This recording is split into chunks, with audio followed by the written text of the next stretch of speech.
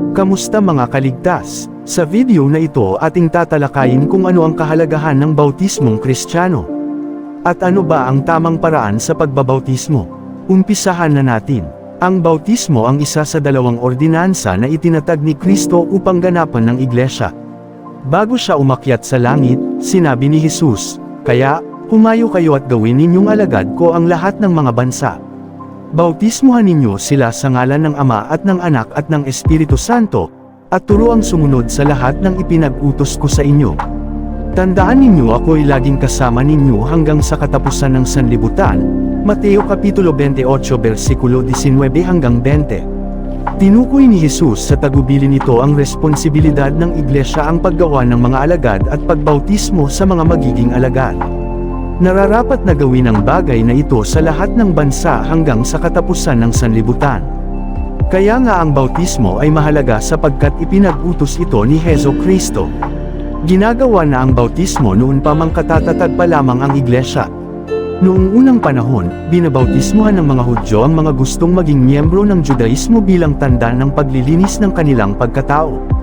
Ginamit ni Juan Bautista ang bautismo bilang paghahanda sa ministeryo ng Panginoong Heso Kristo. Hiningi niya sa bawat tao, hindi lamang sa mga hentil, na magpabautismo dahil ang lahat ay kinakailangang magsisi.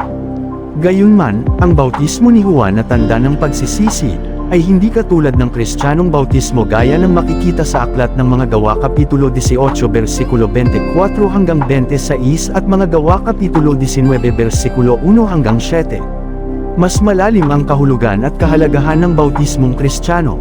Ang bautismo ay kailangang isagawa sa pangalan ng Ama, ng Anak at ng Espiritu. Ito ang dahilan kung bakit ito tinawag na bautismong Kristiyano. Sa pamamagitan ng ordinansang ito, tinatanggap ang isang tao bilang miyembro ng isang iglesia. Nang maranasan natin ang kaligtasan, nabautismuhan tayo sa Espiritu sa katawan ni Kristo na siyang iglesia. Sinasabi sa unang Korinto Kapitulo 12 versikulo 13, tayong lahat, maging Hudyo o Griego, alipin man o malaya, ay binautismuhan sa iisang Espiritu upang maging isang katawan. Tayong lahat ay pinainom sa isang Espiritu. Ang bautismo ay isang paglalarawan ng bautismo sa Espiritu.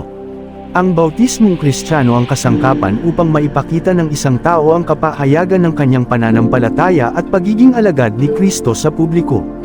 Sa tubig ng bautismo, parang sinasabi ng isang tao sa mundo, ipinahahayag ko ang aking pananampalataya kay Kristo. Nilinis ni Kristo ang aking kaluluwa mula sa kasalanan, at ako ngayon mamumuhay na para sa Kanya sa isang bagong buhay na may kabanalan. Inilalarawan ng bautismong Kristiyano sa isang dramatikong pamamaraan, ang kamatayan, paglilibing, at pagkabuhay na muli ni Kristo. Sa parehong paraan, inilalarawan nito ang ating pagkamatay sa kasalanan ay ang ating bagong buhay kay Kristo. Nang ipahayag ng isang makasalanan na si Heso Kristo ang kanyang Panginoon, namatay na siya sa kasalanan, Roma Kapitulo 6 versikulo 11, at ibinungon sa isang bagong buhay, Kolosas Kapitulo 2 versikulo 12. Ang paglubog sa tubig ay naglalarawan ng pagkamatay ng tao sa kasalanan at ang pag-ahon sa tubig ay sumisimbolo sa isang nilinis at banal na buhay na resulta ng kaligtasan.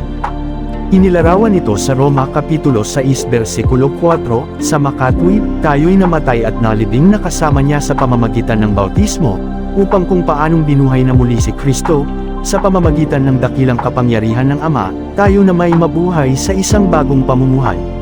Sa isang simpleng paliwanag, ang bautismo ay panlabas na patoto o ng panloob na pangyayari sa buhay ng isang mananampalataya. Ang bautismong Kristiyano ay pagsunod sa utos ng Panginoon pagkatapos na maranasan ng isang tao ang kaligtasan. Bagamat ang bautismo ay karaniwang iniuugnay sa kaligtasan, hindi naman ito kinakailangan para maligtas ang isang tao. Ipinakita ng maraming beses sa Biblia ang pagkakasunod-sunod ng pangyayari. Una, nanampalataya ang isang tao sa Panginoong Heso Kristo. Pangalawa, saka lang siya dapat bautismuhan. Ang pagkakasunod na ito ay makikita sa Gawa Kapitulo 2 versikulo 41, at ang mga naniwala sa sinabi na Pablo ay nangagpabautismo, tingnan din ang Gawa Kapitulo 16 versikulo 14 hanggang 15. Ang isang bagong mananampalataya ay dapat na magnais na pabautismo sa lalong madaling panahon. Ibinahagi ni Felipe sa Gawa Kapitulo 8, ang mabuting balita tungkol kay Jesus sa isang Etioping eunuko at nagpatuloy sila sa paglalakbay, at dumating sa isang lugar na may tubig. May tubig dito, sabi ng eunuko, ako ba'y hindi pa maaaring bautismuhan? Talata 35-36. Agad na pinatigil nila ang karwahe at binautismuhan ni Felipe ang lalaki. Inilalarawan ng bautismo ang pakikiisa ng mga mananampalataya sa kamatayan, paglilibing, at pagkabuhay na muli ni Kristo. Kahit saan man ipangaral ang Ebanghelyo, kailangang bautismuhan ang lahat ng sasampalataya kay Kristo sapagkat ipinag-utos niya ito. Ano ba ang tamang paraan sa pagbabautismo? Ang pinakasimpleng sagot sa tanong na ito ay matatagpuan sa kahulugan mismo ng salitang bautismo. Ang salitang ito ay galing sa salitang Griego na nangangahulugang ilubog sa tubig. Kaya nga ang pagbabautismo sa pamamagitan ng pagwisik at pagbubuhos ng tubig sa ulo ay hindi ayon sa kahulugan ng salita o salungat mismo sa kahulugan ng salita. Ang pagbabautismo sa pamamagitan ng pagwiwisik ay mangangahulugan ng ganito paglubog sa tubig sa isang tao sa pamamagitan ng pagwiwisik ng tubig. Ang bautismo sa likas na kahulugan nito ay nararapat na sa pamamagitan ng paglulubog sa isang tao sa tubig. Inilalarawan ng bautismo ang pakikiisa ng isang Kristiyano sa kamatayan, paglilibing at pagkabuhay na muli ni Kristo. Hindi ba ninyo nalalaman na tayong lahat na nabautisemuhan kay Kristo Jesus ay nabautisemuhan sa kanyang kamatayan? Sa makatuwid, tayo'y namatay at nalibing na kasama niya sa pamamagitan ng bautismo upang kung paanong binuhay na muli si Kristo sa pamamagitan ng dakilang kapangyarihan ng Ama, tayo na may mabuhay sa isang bagong pamumuhay. Ang paglubog sa tubig ay larawan ng pagkamatay at pagkalibing na kasama ni Kristo. Ang pag-ahon naman sa tubig ay naglalarawan ng pagkabuhay na muli ni Kristo. Dahil dito, ang bautismo sa pamamagitan ng paglubog sa tubig ay ang tanging paraan ng bautismo na makapaglalarawan ng pagkamatay at pagkabuhay na muli kasama ni Kristo. Ang pagbautismo sa pamamagitan ng pagwiwisik at pagbubuhos ang naging dahilan ng hindi biblical na doktrina ng pagbibinyag sa mga bata. Ang bautismo sa pamamagitan ng paglulubog sa tubig ang pinakabiblikal na paraan sa pakikitulad kay Kristo ngunit hindi kinakailangang gawin para maligtas ang isang tao. Sa halip, ito ay isinasakatuparan ng isang mananampalataya bilang pagsunod kay Kristo at pagsasapubliko ng kanyang pananampalataya at pakikiisa sa Kanya. Ang bautismo ay isang panlabas na paglalarawan ng pagtalikod sa dating pamumuhay at ng pagiging isang bagong nilalang, 2 Korinto Kapitulo 5 versikulo 17. Ang bautismo sa pamamagitan ng paglulubog sa tubig ang siyang tanging paraan ng pagbabautismo na makapaglalarawan ng isang radikal na pagbabago. Mga kaligtas, sana mayroon kayong natutunan sa video na ito.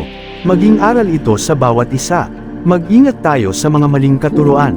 Tandaan ligtas ang na kay Jesus, at ligtas ang may alam sa katotohanan. Salamat sa suporta, God bless po sa inyong lahat. Patuloy pa natin palakihin ang ating pamilya, at paramihin pa ang mga mananampalataya kay Heso Kristo. Please continue to like, follow and subscribe sa ating YouTube channel, Facebook page at TikTok account. God bless and keep safe mga kaligtas.